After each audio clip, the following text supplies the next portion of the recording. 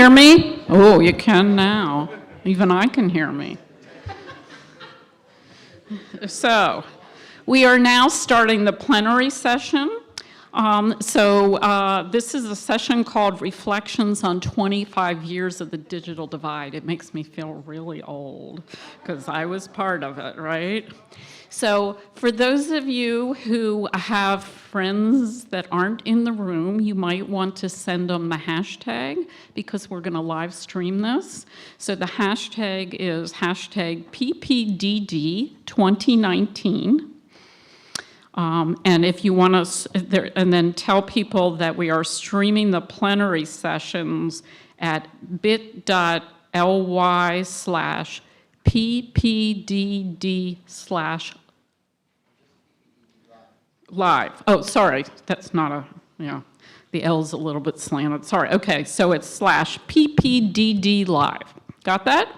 Okay, so for those of you who don't know me, I'm Nancy Kranich, and I teach a lot of this stuff at the Rutgers University School of Communication and Information. And I am delighted to be able to introduce you to three people that I've had good fortune to work with over the 25 years of the digital divide. I will tell you I'm a librarian, so I've worked with all of them in their capacities working with libraries, not necessarily being librarians, but. So our first speaker is going to be Rainie. He's Director of Internet and Technology Research at the Pew Research Center, and if you don't subscribe to his feeds, you should, because you can just keep up with so many of their surveys that are at least really useful for my students and my research, and I'm sure for yours as well. Lee has worked with the American Library Association, so we used to see him at a lot of our conferences before our funding ran out. So, and then we have Laura Breeden, who was former Director for Public Computing and Broadband Adoption at the National Telecommunications and Information Administration, better known by us as NTIA at the U.S. Department of Commerce. Laura has also worked with the library community, and I'm glad to reconnect with her after several years. And then finally, there's Paul Jaeger, who's a professor at the University of Maryland. His title is Diversity and Inclusion Officer. He's co-director of the Masters in Library and Information Science program and co-director of Information Policy and Access Center, also known as iPAC. They're the ones who used to do all the research about, with Gates money about how libraries were connecting to the internet. And he's in the College of Information Studies at the University of Maryland. And I just happened to bring his brand new book, which came out like 2 weeks ago, called Foundations of Information Policy. So I brought it so I could get his autograph. So, yes. So Lee, you're going to go first. Okay. We're giving each of them about 20 minutes, and after which we will have Q&A with the audience. Thanks. It's great to be here. Friends are in the crowd, so that's always a good thing. Just as a level set to describe where I'm coming from, the Pew Research Center and my department in it self-describes as a fact tank, not a think tank. We're in a different line of work from those who are policy entrepreneurs. People who work at think tanks see problems in the world, they design solutions for them, and then they aggressively promote those solutions. So they are very much in the advocacy business. That's the exact not line of business that we are in. We do a lot of, we hope, first-rate social science, but there's no agenda driving it, and it's a firing offense if I ever express a personal opinion here or act in any remote way like a pundit. So I used to be a journalist, and I have no belief system, so it's like a perfect marriage of a person and a mission. But we're here to talk a little bit about, stroll down memory lane for the digital divide. So thanks to the marvelous atmospherics of the Wayback Machine, I went back, and this is our original website when the project was founded in the year 2000. That's when we got a grant from the Pew Charitable Trust, which is big philanthropy. And our first round of reports were strictly about measuring access and activities that were taking place online. We asked a few surrounding questions about people's social networks and their level of trust and things like that, but we were really in business to generate first-rate data about what was going on online. The Commerce Department, especially under Laura and Larry's stewardship, was very involved in the same line of work. So we coordinated heavily to make sure we weren't covering exactly the same things. But one of the things that happened after we were funded in 2000 and the George W. Bush administration came in is that the NTIA wasn't doing nearly as much work then as the Clinton Commerce Department was doing. And so, in fact, we became like a census bureau for lots of these statistics and felt a lot of sort of social pressure to make sure that we kept up this line of work throughout the history of the project. So, in a way, it's 19 years worth of data. And the third report that we issued was about who's not online. And we put it out in the fall of the first year that we came into being, and we focused on the half of Americans who at that point, American adults, who were not yet online. They said they didn't use the internet, and our question at that moment, we always screened our internet use question on computer user. So the first thing we did was ask, do you have a computer and do you use it? If you said no to that question, we didn't even ask you the follow-up question about whether you use the internet, because that was kind of the way you did it then.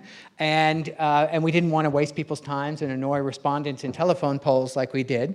And so we looked at the folks here, the half of internet users, or the half of American adults who were not internet users, and we came up with a little clever typology of who they were because we asked questions about whether they intended to use the internet and some questions about why they didn't use the internet. And so of those 50% of Americans who didn't use the internet, 41% were what we called the eagers. They were folks who intended to get it. A lot of times they had children, and they knew the advantages that would accrue to their children if they became not only facile with this equipment, but they could literally complete their school assignments in better shape than before.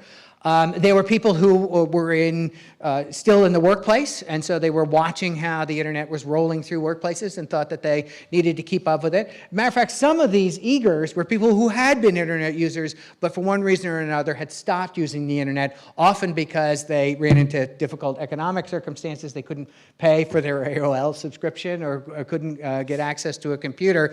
So about 20% of Americans had been using the internet, were off at this point, and showed up in this dimension of our survey.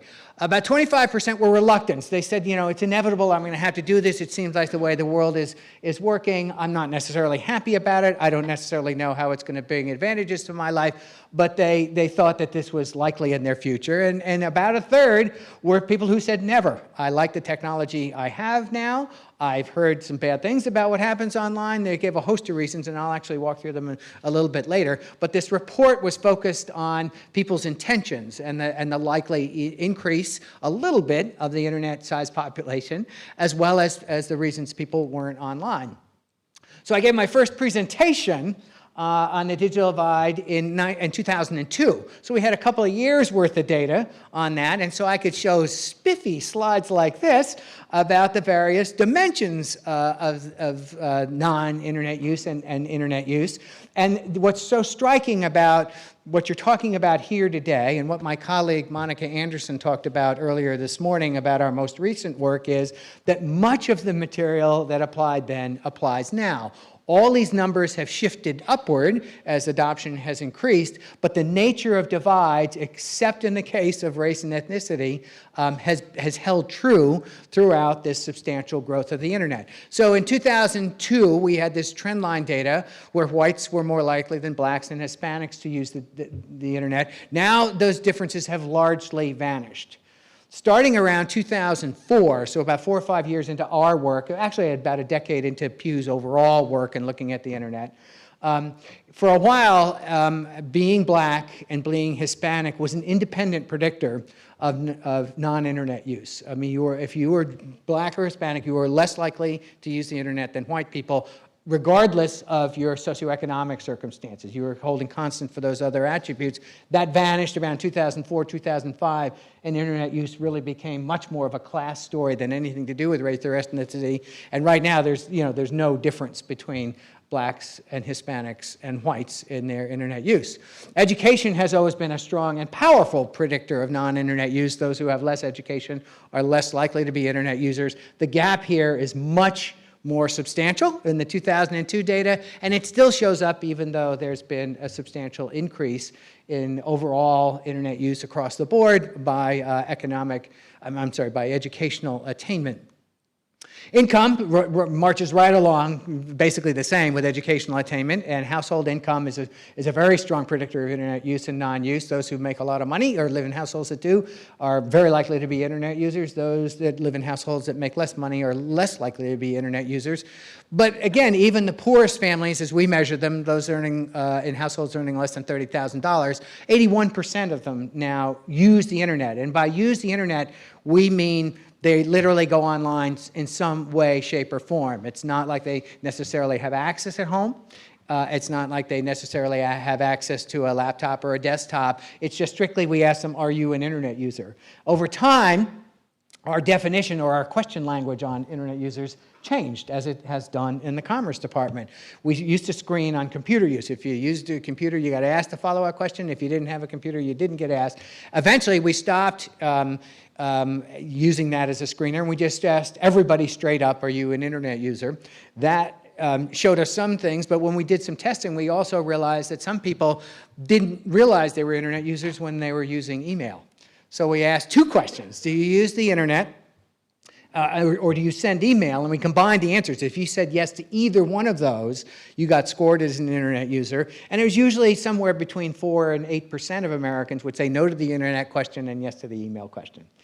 Now we've headed to add mobile devices to that equation. So we now ask just independently, are you an internet user? Are you a smartphone user? Which also gets you stuck into the internet bucket. And then we ask if you use apps, and you get added to the internet bucket then. So over time, we've had to adjust our language, and sometimes that affected the trend line a little bit. Community type has always been a strong predictor. If you live in a suburban area, you're quite likely to use the internet. If you live in a rural area, you are not.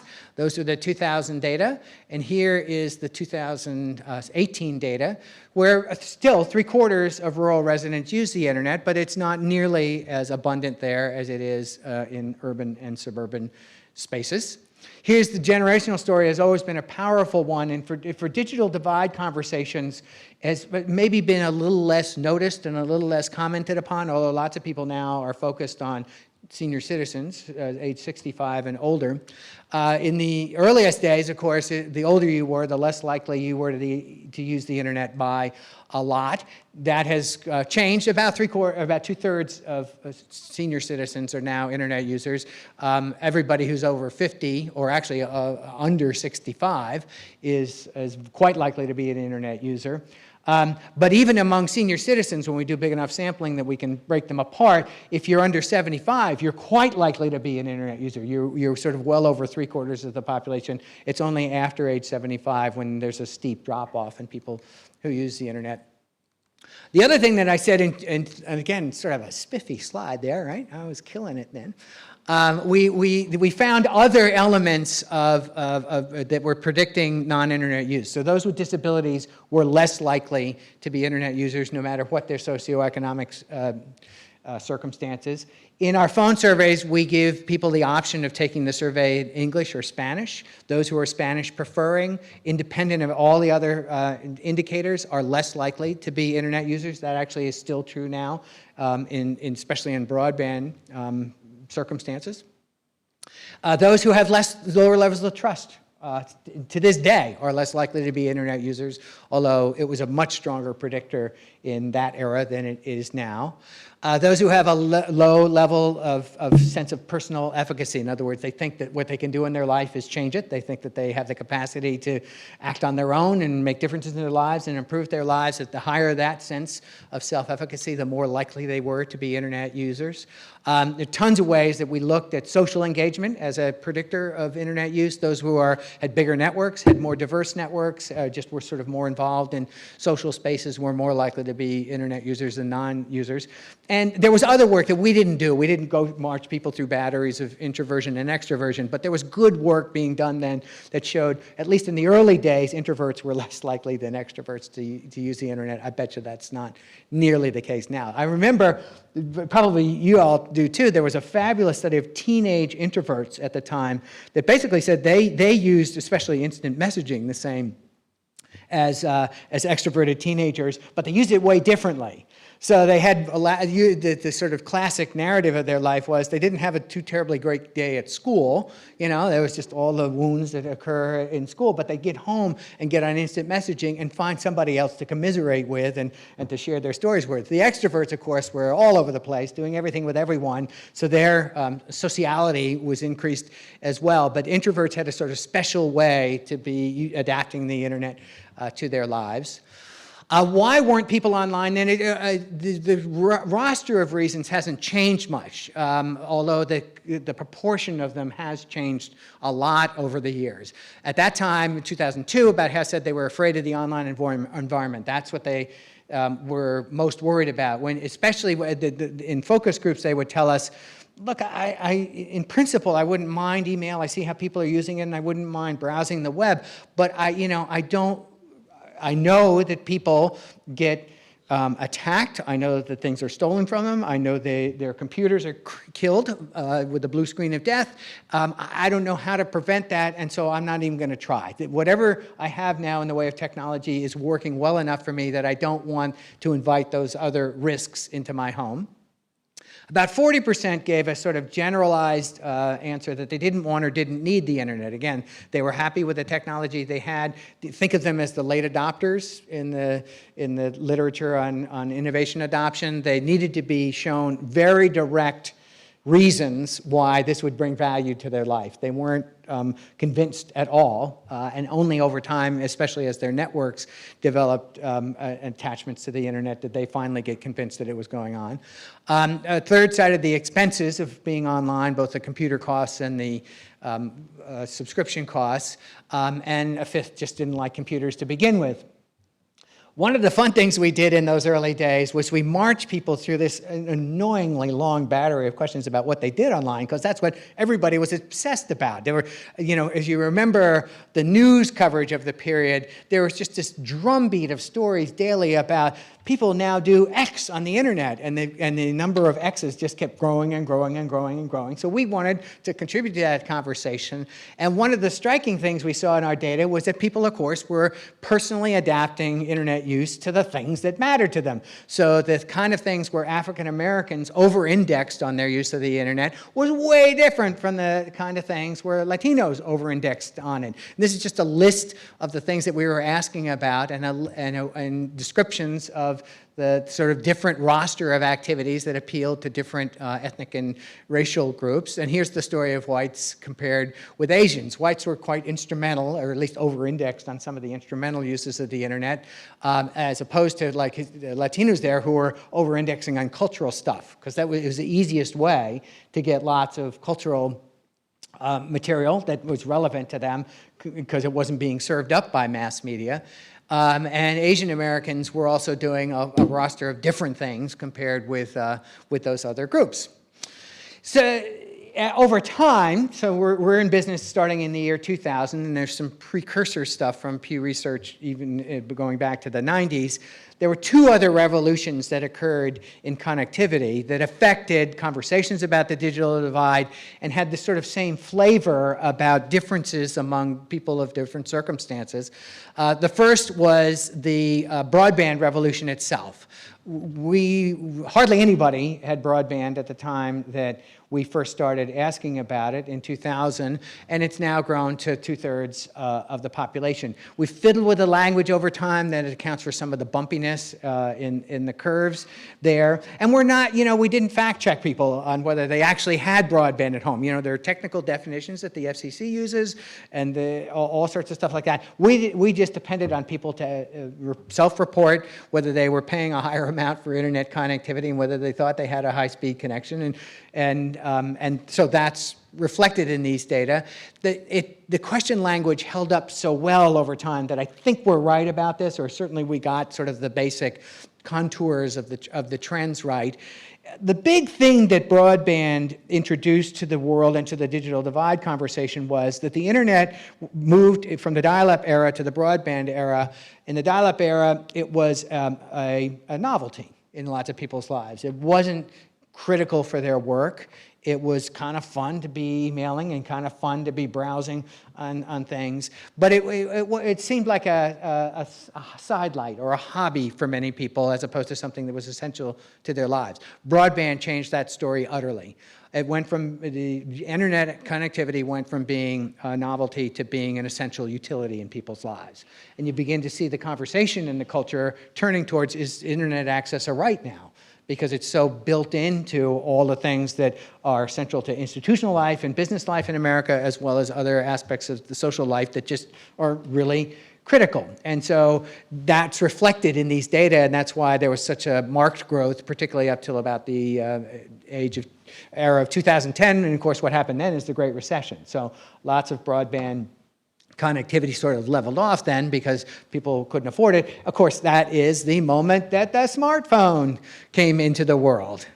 And these are our data on cell phones and smartphones. About 3/4 of Americans now have smartphones, and 95% have a cell phone of one kind or another, which would include smartphones. But it is reached close to saturation point for lots of people, especially under the age of 50, to have mobile connectivity now. And there are a couple of things that happened as a result of that, again, in the context of digital divides.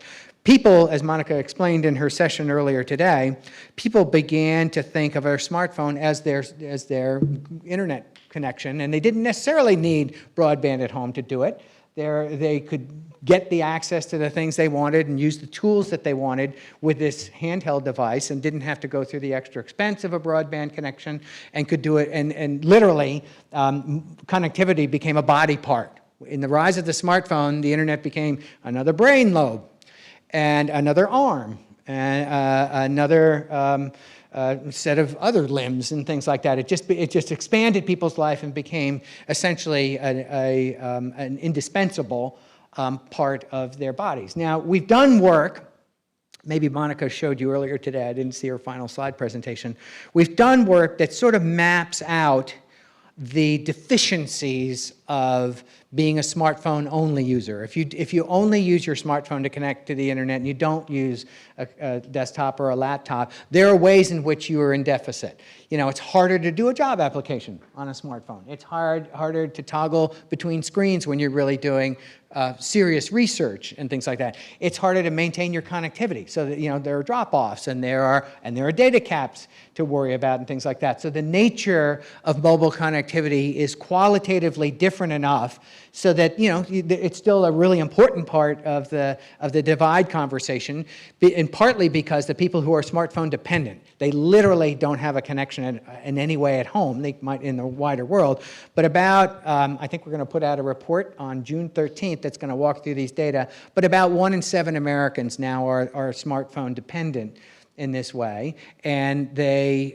tend to be lower income, more likely to be come from bigger families, more likely to be rural, more likely to be the kind of people who were the earlier indicators of non-internet users altogether. So they're dependent on their smartphones in ways that are troubling to them as well as troubling to the policy context of the conversation there. Bam, how's that? That's the end of my presentation. But I thank you for having me.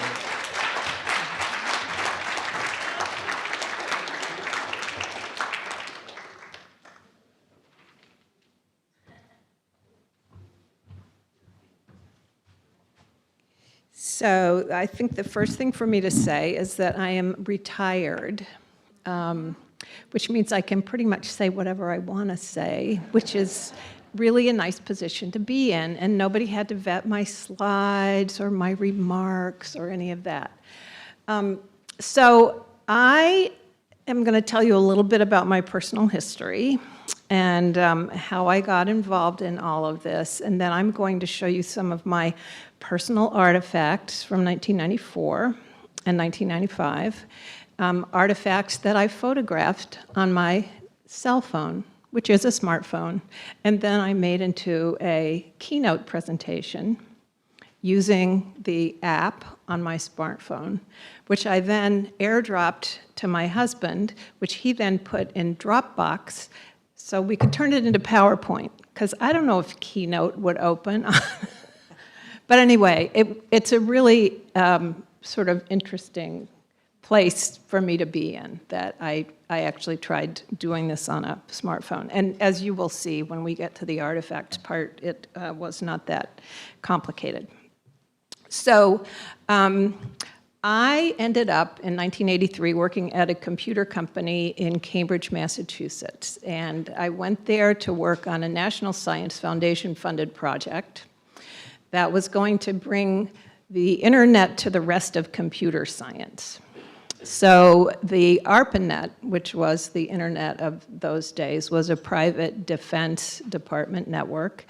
And the only universities that could get ARPANET access were universities that had pretty serious defense research contracts, relationships with one of the defense research organizations. And to the have-nots of computer science, as I like to think of them, this was a very frustrating situation, because at the big universities like MIT and Berkeley, where they were doing defense kinds of research, or at least they had those kinds of relationships, they could get on this thing called the ARPANET, and the rest of computer science was locked out. And the rest of computer science felt that they were falling behind, and they were not able to access all the information they needed and to share computers and information and to run programs on remote machines and this sort of thing. So a group of computer scientists, and it took about 2 years, but they convinced the National Science Foundation that they should invest $5 million, which was a lot of money in 1980, or 81, in this network that would have a gateway to the ARPANET, and that would allow the rest of computer science and engineering to come up to par with the organizations that were already on the ARPANET. And that network became the Computer Science Network. Now, is anyone in this room old enough to remember CSNet? Yeah. Oh, great. So that project was being run in part out of a company called Bolt, Beranek and Newman in Cambridge, Massachusetts.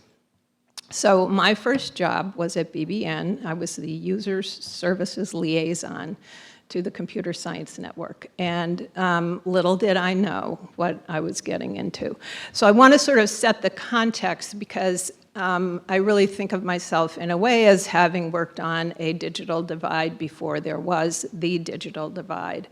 And I think it sort of underlines the point of how important it is to be able to communicate and get information on a par with the rest of, name your peer group.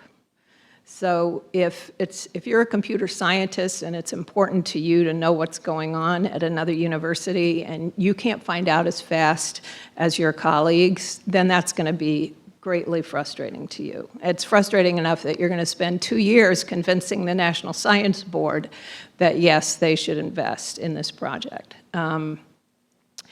One of the most telling things to me, because I quickly moved into kind of a sales role, so I was selling internet access in 1983.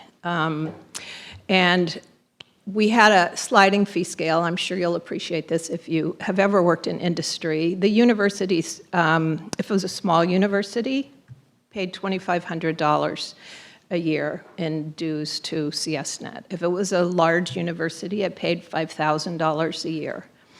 If you were a corporation, you paid $30,000 a year, which was a lot of money in those days. And the gotcha was that this was a kind of a store and forward network. And now what that meant was you would load your email onto your system, and at some point in the night, our system would call your system, and it would transfer the email, and then we, Bolt, Beranek, and Newman, would forward it on to the ARPANET.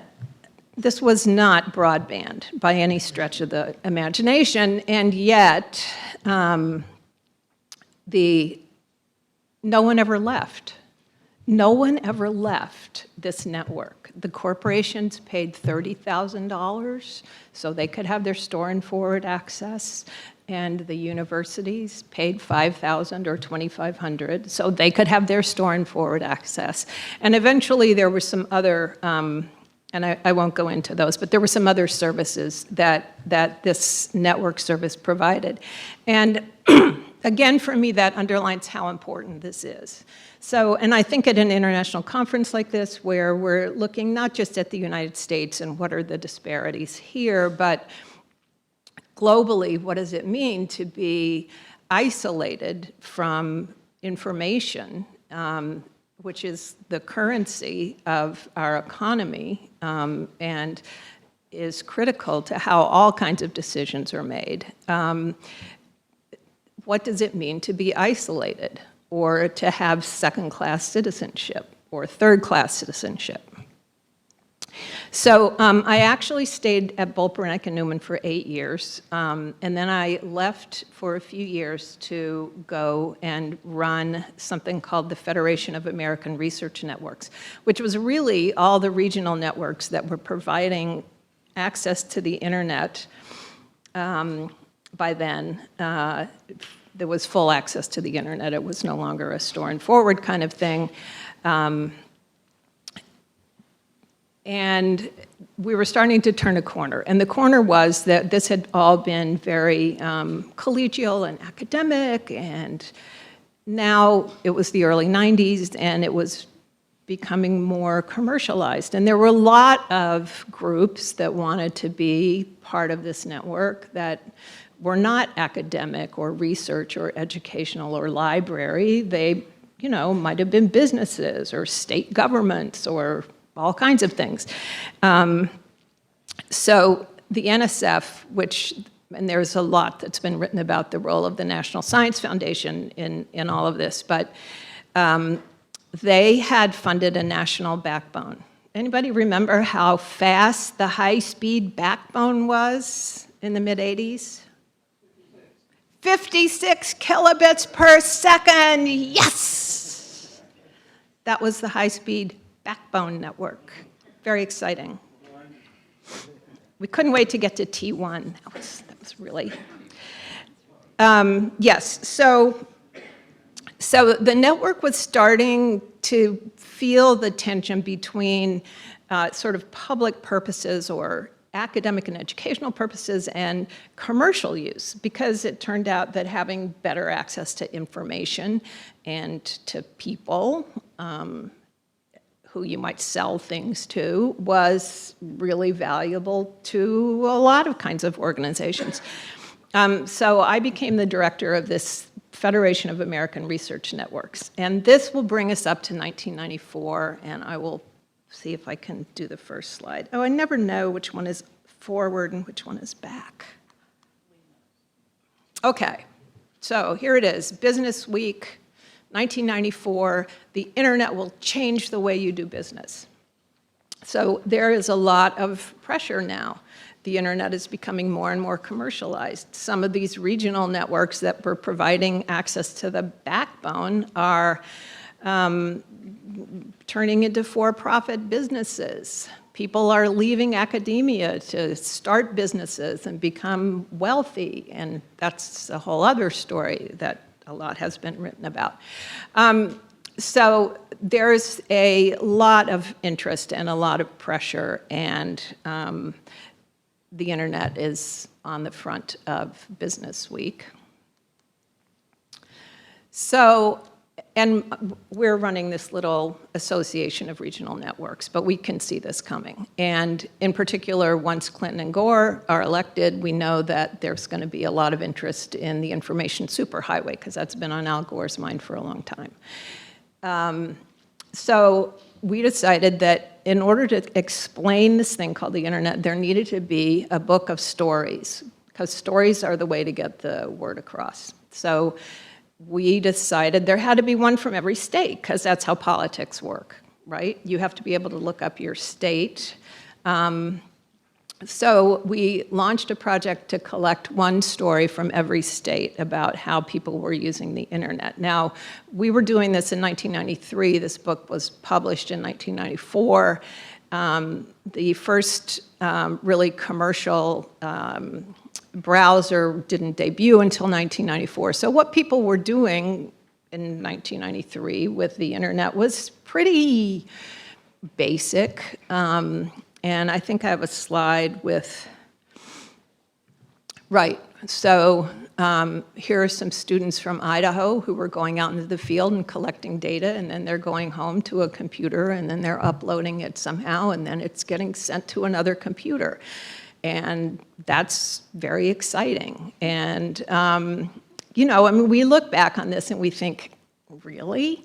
But this was news then, and it turned out, so late in 1993, I got a call from Larry Irving. Would I come down to Washington to the National Telecommunications and Information Administration and talk to him about a job? There was going to be this grant program at the Department of Commerce, and it was going to help fund the public sector applications of the internet, because the commercial stuff was off and running. It was going to take care of itself, but who was going to make sure that there was a lane on the information superhighway for public sector organizations? And so the grant program was going to do that. And I came down. I was very fascinated. I had never worked inside the government. How many here have never worked inside the government? The federal government? The federal government. Okay. So what I learned, and I lasted 2 years, and I'll say a little bit more about that.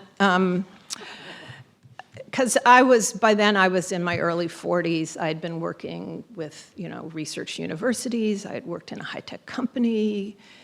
And I got to the government, and it was 1994, and they had these like phones with push buttons, and like on the bottom of the phone there would be 4 white buttons and a red button, and that's how you did I mean, I was coming out of an environment where you had all kinds of fancy computer stuff. They had very limited internet access. They had very old computers when I got to NTIA. Anyway, and there were a lot of other things. If you are at all interested in policy, though, especially here in the US at the federal level, and you have a chance to go and work for the government, do it, because nothing will ground you more quickly than spending a couple of years in a federal agency and seeing how it actually works on the inside. It is fascinating, and I learned so much from people who were far more patient than I am. This is not one of my best features, patience, about, you know, how you put your head down and persevere and work the system and find out who knows how to get things done and use those people to get things done. Now it's called the deep state, of course. So I got there in 1994 and was handed this grant program, and NTIA had really been in the business of kind of helping public television stations improve their equipment and facilities. So that's what they thought they were going to do around the digital divide. They were going to like give people computers and modems, and then people were going to get online, and that's how we were going to fix the problem. And I had been working a lot with libraries and schools and universities, and I didn't think that was going to fix the problem, because you had to have a supportive environment around the equipment and the access if you were going to get anything done that was actually useful to your organization. And you also had to think about organizational culture and business practices and things that had nothing to do with how fast your internet access was or how much RAM your computer had. And I'm sure Nancy remembers this extremely well. So I said, no, we're going to have to pay for things like staff and planning and curriculum. And they're like, no, no. I'm like, yes, yes. And sure enough, we did. And it was great, except when it wasn't. Like one time I apparently threw a notebook at Larry Irving. I have no memory of this, but I did. And we managed to create a grant program. And here is the first page of the list of grant recipients from 1994. So at this point still, the web was very primitive. The internet in general was very slow. AOL was still marketing itself as the internet. It's demise now, so, well, largely. So I can say that. Also, I'm retired. So we made, I think the first year was around 24 million in grants. They were matching grants. The next year it was coming on an election year, I think. So the number was much bigger. Numbers do tend to get bigger in the government right before election years if the party that's in power thinks spending the money will help win the next election. That's something I learned about policy. And here is a copy of Falling Through the Net. Now, I don't remember whether I Xeroxed this. It's on, the actual document is on very soft, like recycled paper, which I think is what we were buying in the government in 1994. So, but this is one of the earliest versions of the Falling Through the Net report, which persists to this day. It's had an interesting trajectory depending on the administration. Sometimes it's called "Problem is Solved," and here's the data. And sometimes it's called "Digital Divide Still Exists," and here's the data. And this, I'm so proud of my staff because we had to work incredibly hard to pull this off. And there they are. And what they are sitting on, does anybody, you remember these like very large canvas bins that they sometimes use for hotel laundry or right? So there are these huge canvas bins on wheels. Those are the applications for the TIAB program in the second round. We've just received them, and they're in these large bins because they were huge, and we got thousands of them, and that's how you had to move them around the Commerce Department. And this is a lovely photograph and a frame that my staff gave me when I left after 2 years because I was crazed. So, how much time do I have left? Okay, perfect. So what did I learn? No, 2 minutes. 2 minutes. I'm going to do this quickly. The digital divide will always, always be a moving target, always. Just get used to that. This problem is often invisible to policymakers. That is because they do not have this problem. They are online. Or if they're not, they have someone who goes online for them. So it's very important that we keep reminding them that this is a problem and explaining the characteristics. Number 3, the role of the government is essential. So we can't give up on the government. Data, policy, ideas, scale, all critical to success in this arena, and the government is the place where that can happen.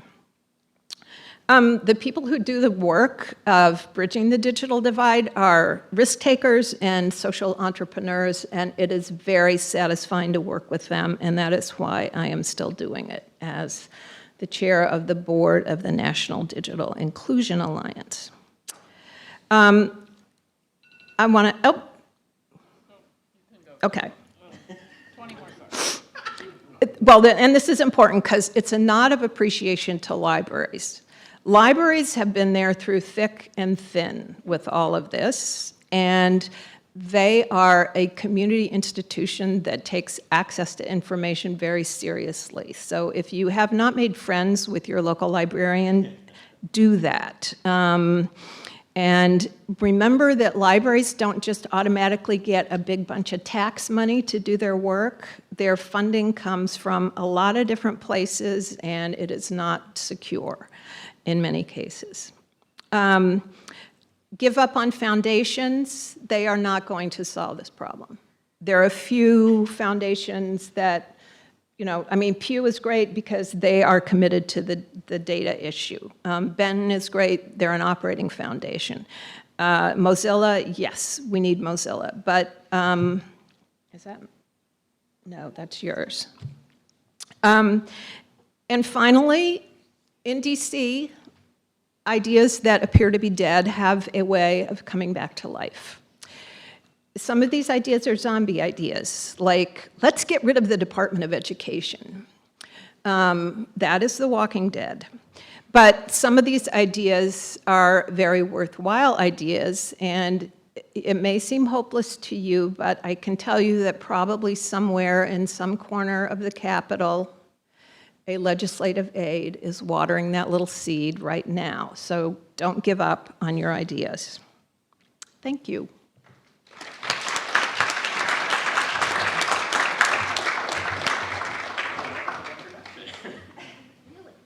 Straight into libraries. Hi. So I actually got asked to try to talk about two things. So one is libraries and their role in promoting digital inclusion, and the other is issues of disability and digital exclusion. And I'm not going to do it as a here's one, here's the other. These stories do intersect in a couple places, so just bear with me, and if you're interested in one and not the other, they'll keep popping up. But one is not less important than the other. The point about libraries, though, is absolutely where I need to start. Libraries, public libraries particularly in the US, do an amazing range of things, but you only know about them if you use them. And what's really funny is some data we have from some studies, including the good folks at Pew, we also know that people who use public libraries often don't know all the other things that the library does. They're familiar with this thing they rely on. And one of the most important things that libraries do, and this has been true pre-browsable web, is provide education about whatever the technology is of the time, to promote literacy and how to use that well, and to be there as a social support system, since we don't have a right to internet access. We have gaps in who can afford it. And libraries stepped into that space and have owned that space. Ironically, they didn't necessarily want to own the space, but because nobody else is doing it, this is what libraries do. We try to solve everything. This one we got stuck with. So I'm going to start with a little bit of data and then work backwards as to how all of these things go together.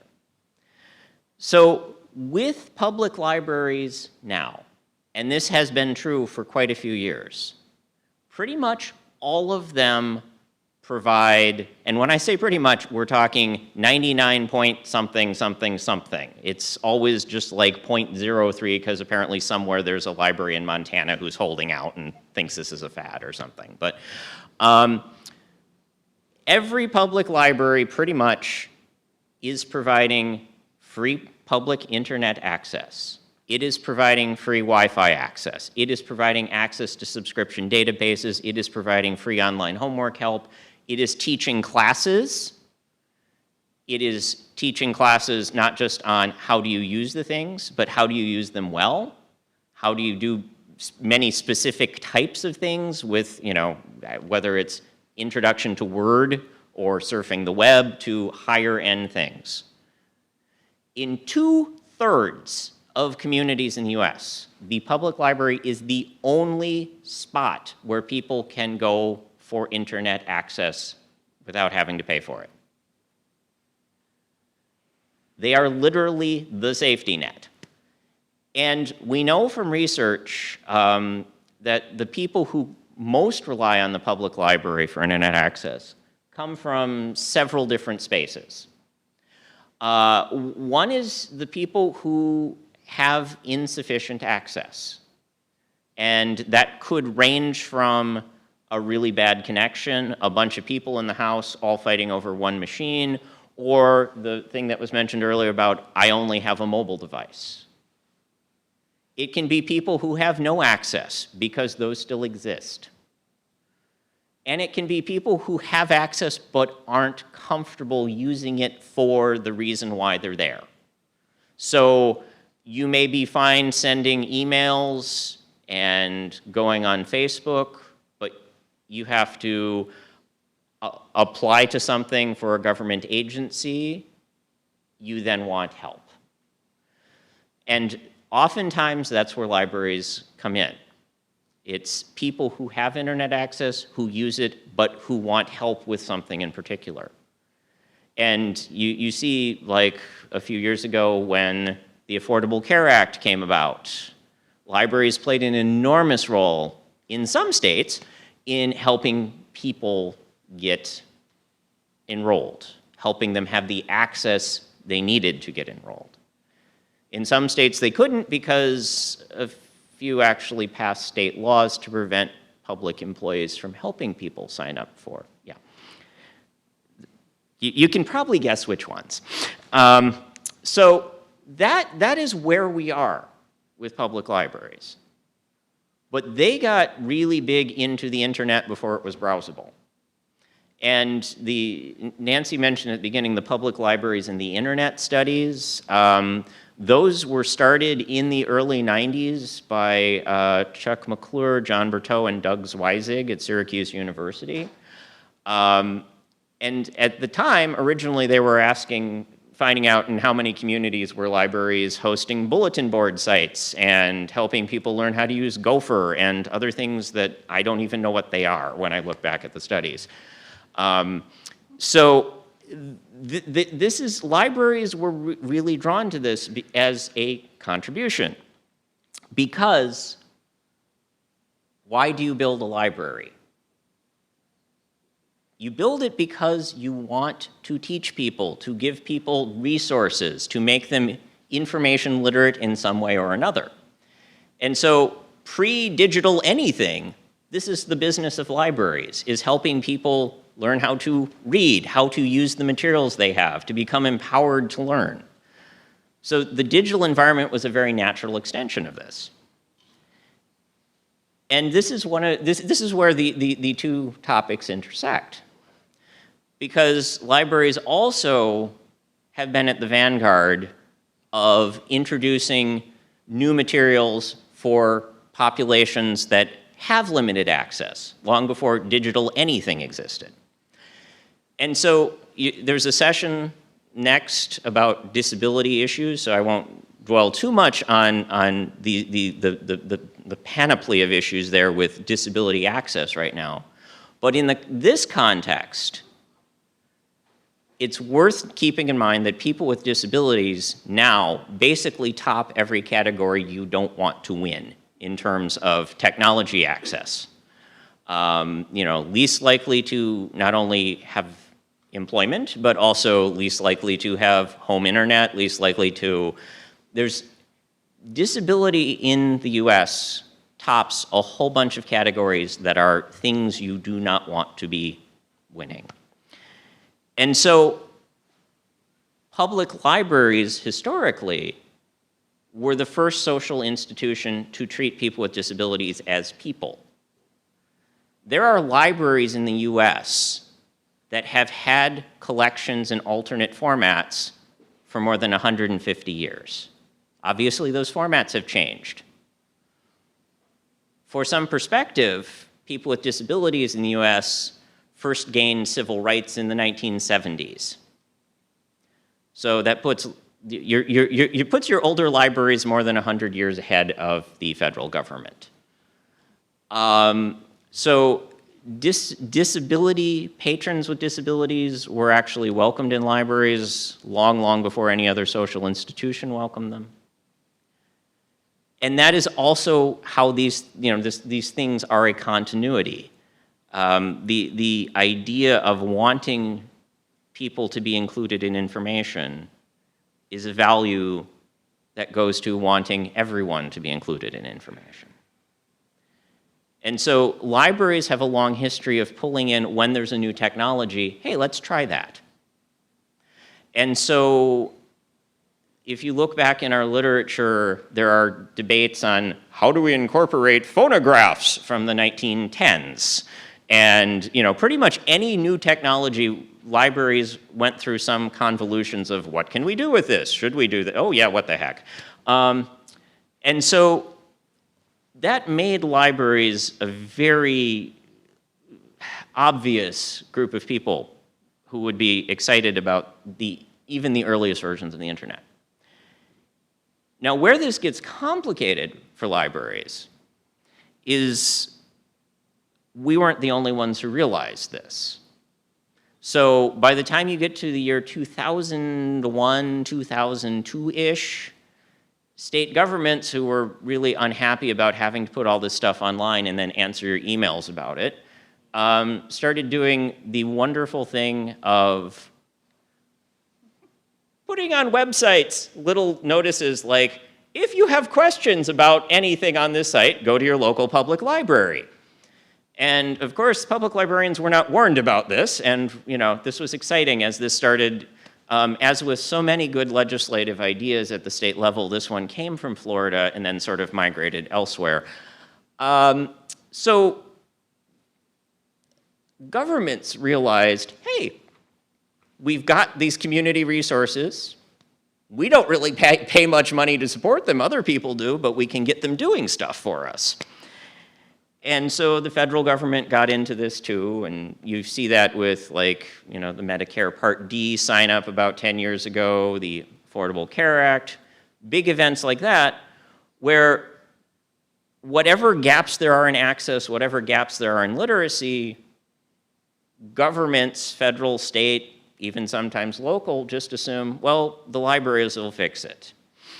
And the story with the Affordable Care Act was hilarious because the Obama administration made a video of the president thanking librarians for all their help in getting it launched and answering people's questions, but the video couldn't be shared publicly and only could be shown once in a closed-door session at the annual ALA conference. So, interesting thank you. But libraries, as is a theme here, as new things come up, are always having to catch up to whatever the new gaps are. And in a lot of cases now, the technological gaps are far, far less important for most populations than the literacy gaps. But for some populations, the technological gaps are still huge. And here again, disability works as a great example of this. So you may be a person with home access, with quality home access, with all the assistive devices you need, with access at work that works great, but that does not mean the internet likes you or your disability. A whole lot of what is online is still very inaccessible, undisability friendly, disability unfriendly. Those would be the right words. And so libraries fill a very large space still with disability in terms of providing accessible materials, providing assistive technologies that maybe you can't afford because some of these things are really expensive. And studies that have done sort of meta-analysis of the accessibility for people with disabilities of websites, of online materials generally, across different types of social institutions, libraries are always the most accessible, more accessible than federal government, state government, corporations, nonprofits, schools, you name it. And so libraries continue in spaces like where there are large technological barriers for people with disabilities to emphasize helping, to emphasize trying to fix those things. A few years ago, I co-edited a book that was international efforts by libraries around the world to, like creative things with accessible programming, with accessible building. And it was so much fun to get these chapters from like, well, here in rural Australia, we've built this, or we've developed this, or we had like a half dozen different parts of the country submit chapters on, well, we've just started an accessible makerspace. And each was doing it differently. So when there are technological barriers to internet inclusion, to internet, to being a part of the digital world, libraries are still doing that, but they're also having to move more and more into the digital literacy side of things. And this is an even harder target, because this is a kind of divide that can keep happening and you can't predict what on earth is going to cause it. There are people wandering around out there who probably believe that the sound made by windmills causes cancer because the president said that a couple months ago. Nothing about that makes a whit of sense, but it came from an authority figure. So thinking of all of the things that crop up online, thinking of all of the things that people may say that cause disinformation or misinformation, teaching literacy in the digital environment is like, as you think about the trajectory of divides, the literacy divide looms very, very, very large and seems like it's only going to get larger. Libraries across all types, since in the last 3 years, have created literally thousands of different tools. Unfortunately, we can see not a whole lot of collaboration going on here. But many places are trying to create literacy tools or tests or guides, and that shows the belief that this is really the next great divide that we as a society have to deal with. And again, it's a space where, other than libraries, there's not a lot of people really lining up to say, hey, let's help with that. And so this area with libraries, they have the advantage of, public libraries are community institutions, literally. In most states, almost all of their money comes from local sources, be it local government, tax base, friends of the library, There's a smaller amount of state money, a much smaller amount of federal money, maybe some foundations, but these are institutions embedded in their community. And they're the ones most able to understand this is what our community needs. And so on one hand, you certainly can see the lack of a broader social infrastructure as we as a country think about the internet, because libraries wound up in this space because they're good at teaching people things, because they get excited about new technologies, not because there was a meeting where they sat down and said, hey, everybody, dear society and leaders of the country, we'd like to do this for you, just, 'cause. Sounds fun. So this is an enormous social contribution of libraries. This is one of the best things they do, but it also shows how big the broader hole in our thinking as a society about the divide is. that these institutions, which are at the local level, which are not coordinated, which are, but are all working on this problem. And it also shows how these problems are going to, again, as everyone keeps saying, keep changing.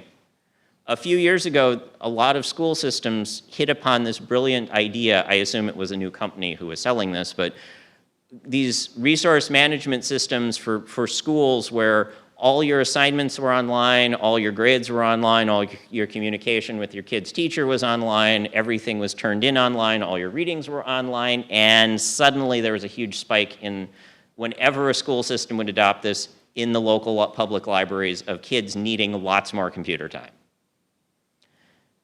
And that shows that even at the most basic sense, after all these years of providing internet access in libraries, all these years of people studying it, interventions, trying to fix it,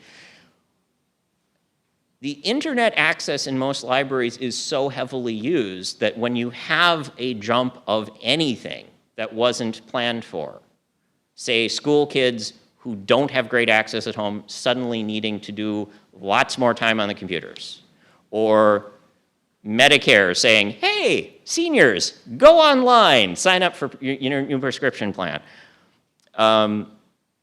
Whenever something like that happens, whether it's national or a community level thing, there's so much need for the computers, so much need for the access, so much need for the training, that the system in an individual institution or lots of institutions gets overwhelmed.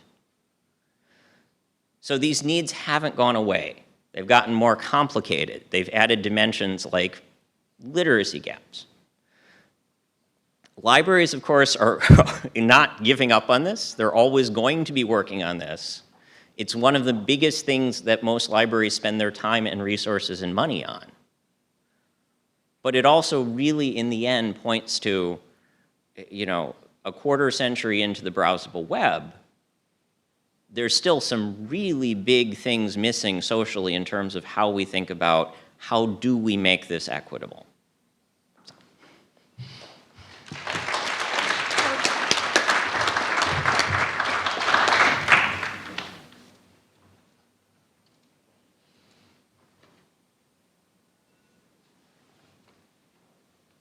So we now have time for questions, but I wanted to ask, do you want to ask each other questions first? I always find it interesting when you're on a panel and you're listening. Is there anything that any of you want to ask each other? I try to figure out how to stop this beeping going off on my timer. I need some training. Any librarians can help me? Used to be the head librarian for the country. I mean, Right, yeah. You have to touch stop. I keep, where's stop? I keep, okay.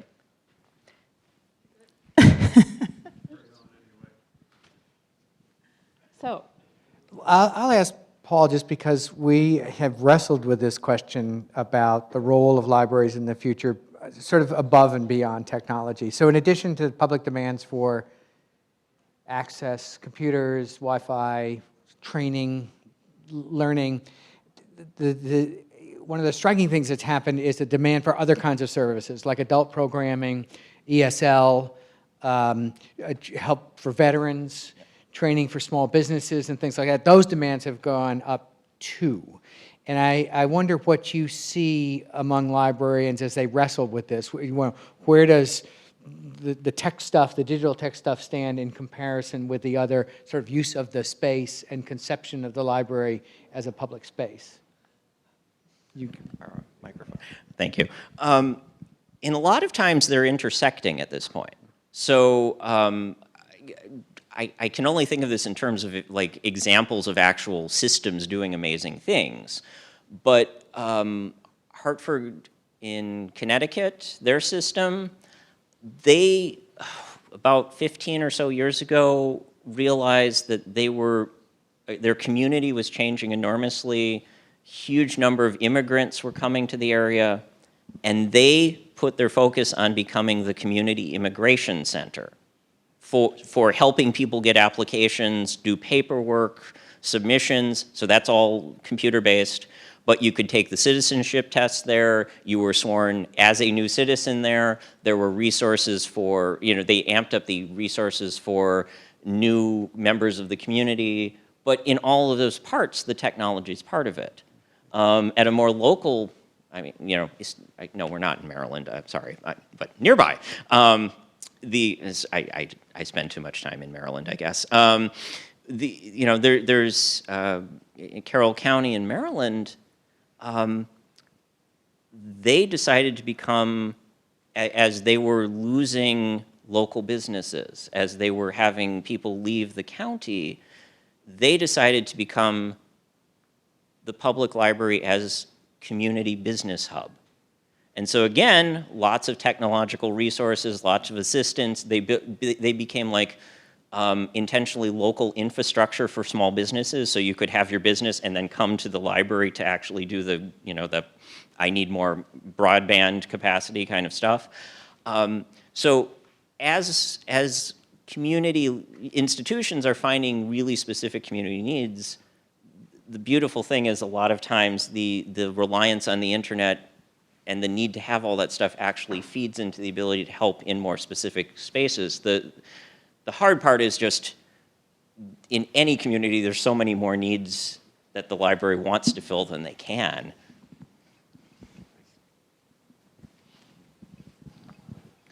Any other questions among you? How about from the audience? There's a mic, if you want to. I think I'm loud enough. No, But you're being recorded, so. Oh, okay. Hi, my name is Padmini, and I'm from India, and I go to the Fletcher School at Tufts. I just wanted to thank you for sharing all of this experience. It brought to light a lot about the history of the digital divide movement. I was curious, and I wanted to hear from all of you, how have you seen the diversity indicators improve in the rooms you've worked in? And has that had an impact, do you think, over the past few years in terms of how much more inclusive the internet has become, because you work in research and policy and positions of influence? Well, one of the things that was pretty clear in our data was that access, usage, adaptation to particular needs has all gone up. There are still gaps that persist over time, but far more people in far more ways are using the internet and adapting it to their own needs. One of the frustrating things about being sort of a panoramic kind of researcher, and the same thing would go for the Commerce Department stuff too, is getting that level of specific details about the ways in which people are telling their own stories. I mean, one of the first joyous things about the rise of social media was it democratized media spaces, right? No longer was mass media and all the gatekeeping that went with that sort of the sole province of media and a culture. You got more people telling more stories and feeling validated and finding each other in ways that they couldn't have before. So that's been a big part of the story. Of course, the dark side stuff has risen up right alongside it. So all of the community building capacity of these tools means that communities, for ill, have the same suite of capacity that communities for benefit used, and so there's, now you get the techlash that's part of this. Everybody's worried about some of the same affordances that made these technologies so appealing in the first place. Sorry, I also meant to ask you more directly. I think, do you feel like your colleagues and the people you're working with, and your superiors and the people you're supervising have gotten more diverse over time in your role, and does that map, do you think, to creating policies that are more inclusive? Because if you have people in the room who only look or speak a certain way and are from a certain amount of privilege, it's likely that the policies that emerge from those rooms are likely to be a certain way. I would say yes, a little bit. What's so striking, if anybody watching this space, no matter what the particular composition of your staff, you just are so much more aware of the voices in the culture that are crying to be noticed. And one of the indicators to me now that this is a front and center cultural conversation in a way that it wasn't maybe a generation ago is all of the activity in and around the fairness of algorithms. You know, right now you can't have an algorithm AI conversation without that being sort of the first or second thing that's in the discussion. And I'm not sure, I mean, certainly there's diversity in the research community in the way there is. Nicole Turner-Lee going to be here? Yes, Yeah. right? Yeah. So she, I hope, will speak to these issues, but the sort of fever around making sure that AI conversations almost start with this issue is an indicator of how the cultural conversation around it has diversified. So from my point of view, when I went to the Commerce Department, I worked for an African-American man who was very clear about the issues. He had worked for African-American legislators on the Hill. The Secretary of Commerce was African-American, Ron Brown. And I, in my personal background, had been very concerned about racial disparity. I grew up in the South in the 50s and 60s, and it was very much in your face in those days. Not so much about Hispanics, that was like, you know, very far from my experience, but growing up in the South, I was very aware of black-white racism. White racism, sorry. So as you could tell maybe from the picture of my staff, we were lots of different kinds of people, and I was very conscious about bringing people of color into the staff. I think that in government, in general, there's a very high degree of awareness. It's maybe practiced, you know, not as much as it's preached, but the government is very alert to issues of civil rights, and there are offices of civil rights in all the government agencies, and there are lawyers who will help you if you feel your civil rights have been violated. So the government, you know, stumbles on these things, but if you work inside the government, you're probably going to be very aware. And I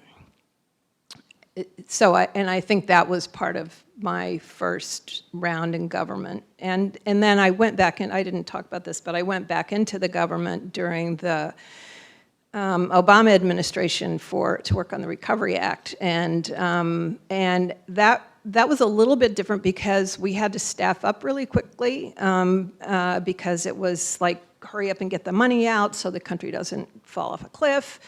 But even there, I think it helped.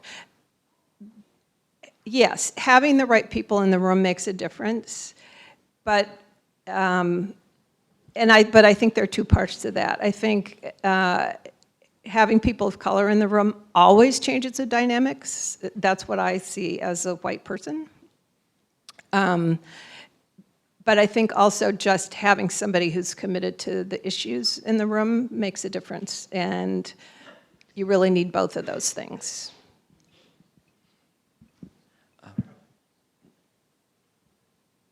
Did you want to speak to that? You should be answering for libraries. Well, I want to add to this because it's come up already. Somebody said earlier about, you know, the people in power, the influencers are the least aware. Well, you know, in every experience, I went to an Aspen event around the Knight Commission report, and everybody at that table, I was not at the table, I was an observer, but, you know, Al Gore was there, Madeleine Albright chaired it. It was, you know, the head of PBS, all these big names. In 4 days, the word library was never discussed. When they're talking about the information, what was it called, the information, the role, what was it called? No, the title of the Knight Commission's report. I think it was Information Needs of Communities. The information needs of communities in the 21st century. And so, and every issue was, and the reports were full of library examples. So in my own leadership role, people used to say to me all the time, oh, why do we still need libraries? And, you know, you try to tell the story that Paul just told. And so 2 weeks ago, I was at a party with one of our board of trustees who's a Latino at Rutgers, right? And I was telling him how terribly funded the library. We just got another round of huge cuts. And he looked at me and said, do people really use the library anymore? And he's on our board of governors of the university, and he's a Latino. So I think that in my own experience, whenever I'm around influencers, they are clueless that these community organizations exist, that the gap exists. They may have the gap themselves. A lot of them, I mean, cannot use, I don't think our president can use anything except one particular software program. I mean, there's such a big gap, but they are really unaware. And, you know, you're in this room. The other thing I will say, though, that is a policy related. So we were talking, Paul was talking about immigration. So the Institute of Museum and Library Services has 4 years librarian and 4 years the museum person. We're up for the librarian again, but we don't know if we're going to get an appointment, but that's another issue. But the former director, who was also director in the Seattle Public Library, and now we've got somebody from Seattle here, she made partnerships all across the government, and one of the key ones was with the Immigration and Naturalization Service. So we've got all this e-government going on where they expect that, you know, you just go to your library if you want to sign up for healthcare, or if you want to find people that got lost during a hurricane or in an emergency situation, or you want to do your income taxes. They all show up on April 15th and expect the librarians to do their income taxes, right?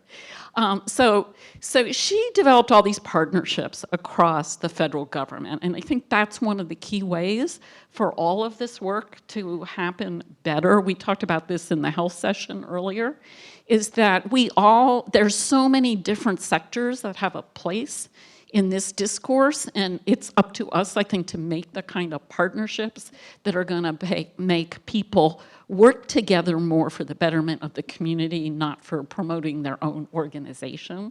And so how we at this conference can start to see all of us as nodes on your network, that it's only if we pull together that we're gonna make a difference in all of these arenas.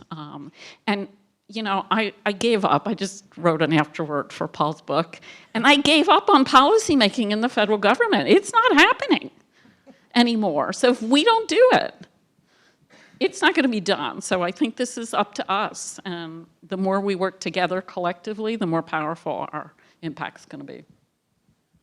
So does that mean I get the last word? I think so, because I think our time's up. Did we have any more questions, though? One more question. Yeah. Hello? Oh, hi. Hi, I teach at Cal State East Bay. And my name's Ash. And I'm piggybacking off of the last question, actually. I think a lot of the research that I've done is related to exactly that idea that I think it's Laura Lissman, she's the Secretary General of the Council of Women Leaders. She talks about the fact that groups that are more homogenous tend to think that they make better decisions, but actually make worse decisions. And groups that are heterogeneous tend to take longer to make decisions, but make decisions that are more effective decisions, and make decisions that are that have more inclusivity of ideas that influences the communities that they are serving. And so, my research was in Fiji, and I was looking at this kind of idea in terms of gender equality and things like that. So there's a question in here, and the idea that there's this great documentary, Girls Who Code. I don't know if you've seen this. Yeah. She was the speaker. Oh, was she? The last, everybody gets to library conference. Okay, yeah, no, that was such a great documentary. And the initial part of that, it talks about the idea that, in the 1950s, the seatbelt was designed, and it was mainly white men that designed the seat. So women and children and people of color were dying because the seatbelts weren't designed for the people that would use it. So, which is common sense, really, I think. And so, my question is, so in terms of that capacity, those decision-making bodies and the bodies that are, carrying out these efforts, what is the capacity building processes then that increase the capabilities so that it's not, that's essentially what privilege is. It's one group that maybe is not aware of the realities of another group serving and not essentially serving to the best interests of the people. So taking away that paternalism and creating a pathway by which capacity is built so that those decision-making bodies are being influenced by those communities that they're serving. I don't know the answer to the capacity building component of your question. There's a hopeful, though, for your purposes, batch of Pew data where we asked people about jobs in the future. And we said, what are the essential skills that the workers of the future are going to need? And the three answers got 85% of the public saying they were either critically important or very important. The first one was knowing about computers. The second one was access to training, and for the sense that the Great Recession taught everybody they constantly have to evaluate their skills and upgrade their skills in order to be relevant for the future. The third thing, co-equal with those in urgency and importance for Americans, was the capacity to learn how to deal with communities that are diverse. In other words, the Americans know what you were saying, that diverse groups and diverse worker groups are the most effective. And they kind of, implicit in that answer is, we know we don't do a good job at it, and we've got to get better at it because better outcomes are almost guaranteed. The thing that I would add to that is that you have to call people out on it. If you see people making assumptions that are not fair, that are not inclusive, you need to call them out on it. Not in a way that, leads to public shaming necessarily, but let's say, no, we need more representation on this committee or in this department or in this, whatever it is. Because I think if you don't speak up, and I think our country is in grave danger now if people don't speak up. But in general, if you don't speak up, then you can't expect things to shift. Oh, you want to say any more last words? I guess the one thing I would add to that is I think, at least from my little slice of things that I get to see, there is a lot of awareness, a lot of genuine searching for people to, the point of to learn more. The Master of Library and Information Science program at Maryland is of the 70-ish there are in the United States. It's the one... 55. 55, okay. Wow. I thought there were more. Accredited. Oh, okay, okay. And we are accredited. Of the MLIS programs in the U.S., we are the only one that has a actual program of study in diversity and inclusion. It's an actual program within our master's. And we get basically every person, whether or not they want to do that, in their applications essays talk about the reason why I want to go to Maryland is because of your emphasis in this. We have that program, we have a lot of other things, we as a culture in the college really work on inclusivity, in diversity, in the education, in the community. This is reflected in what people say they want from their educational experience, even if they're not specifically wanting to study in that program. And, we have 2 application cycles a year, between them, 500-600 essays. It's really a surprise when you find someone, regardless of what they want to do, not talking about that as a key reason for wanting to come to Maryland. And I'm not saying this as a plug for my institution, but simply that to me is a wonderful thing to see because, you know, even if someone's like, I want to be a digital preservation specialist, they're still talking about, and I need to know this. So I think there is hope, at least in some places.